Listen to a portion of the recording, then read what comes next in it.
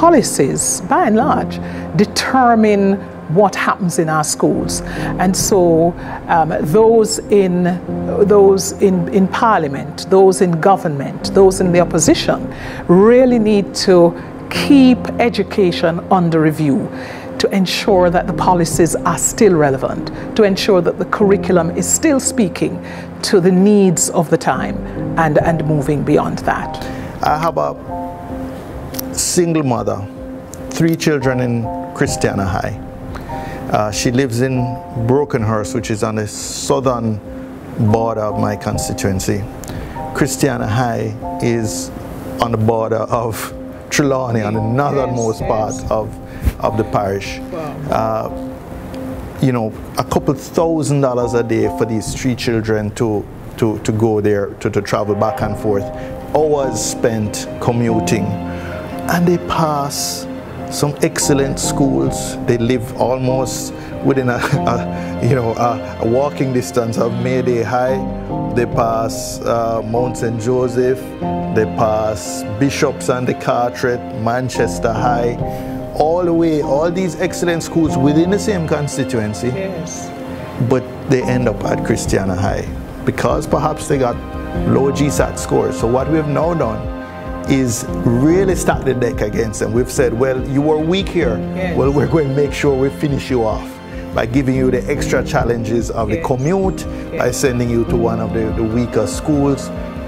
This to me is really just such an injustice, and my blood boils as an MP because I can predict the outcomes for these young ladies and gentlemen who won't be able to attend school every day because the mother can't afford $10,000 a week in transportation. So they'll get less contact hours, they'll be tired when they reach school, more tired when they get home. I mean, it just seems the system is stacked against them. Well, Peter, this is probably one of the largest issues facing us, so I hope your blood will continue to boil when you get back into government, because it's a huge policy shift that will be necessary. Firstly, there has to be a policy that says, let's take the idea of zoning. We're going to zone these schools, zone these geographical areas. If you go to this primary school, you will go to that high school. That's 1. 2, all our schools must become institutions of excellence. There is no way any parent wants to send his or her child to a school that is considered to be just satisfactory or underperforming.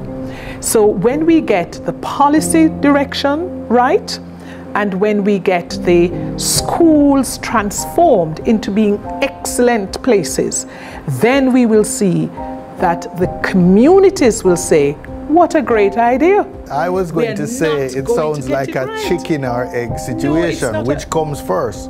I mean, if we're going to wait for the schools to be improved, then will it ever happen? Because parents who are most interested in their children's education will do whatever is necessary to steer their kids away from those schools. So, you know, it's sort of a vicious cycle. There's a third option, and that is to, I know when you think about Trelawney, Manchester, St. Elizabeth, we've always had the concern that children are moving miles across the 3 parishes to go to schools they've been sent to.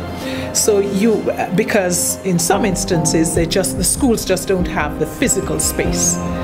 So we need to perhaps do another mapping of where spaces are available and be sure to ensure that the children do not have to travel the 10 and 15 miles per day with the $1,000 transportation costs. This is much more than 10 or 15 miles, actually. Yes, indeed, when you think about it. So there are short-term things that we could do, and there are medium-term and long-term things that need to happen.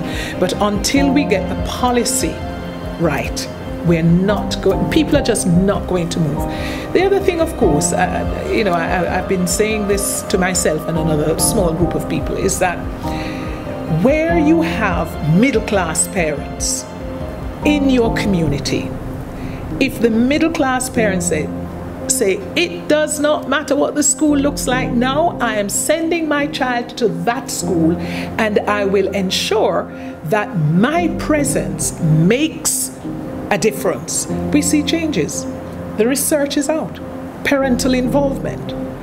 Articulate, demanding parents who set standards and who are able to give the extras to their children and or to the school.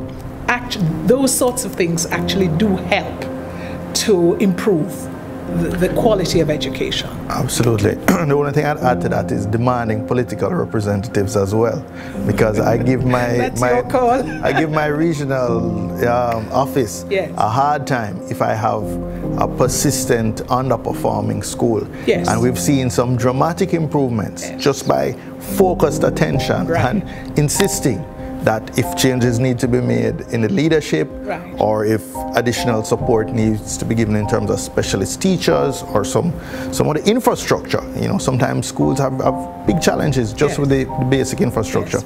And you see the changes but if everybody just is satisfied with the status quo, then there's really no pressure on the system to improve. If you as an MP are interested in the generations that you are serving and those to come, you would put education as your #1 priority. Absolutely. So what you're suggesting that us politicians need to be focused not on the next elections, but on the next generation. Of course, and those you represent. I think on that we can close. Thank you very much. Thank you.